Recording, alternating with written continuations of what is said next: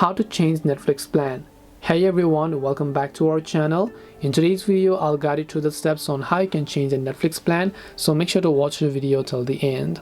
In order to change a Netflix plan, all you have to do is simply go ahead and then first of all, open up your Safari browser and go to netflix.com. So we don't want to go ahead and then do it from our webpage or from our app, but we want to come to the website. Now once we're on netflix.com, you can just tap the three lines option here and then just go to this option called account, as you can find over here. Once you go to the account option, you're going to come here where you'll be able to see a current plan if you look under plan details. Now I have the mobile plan, so depending upon whether you want to upgrade or maybe you want to downgrade, you can just tap the change plan option.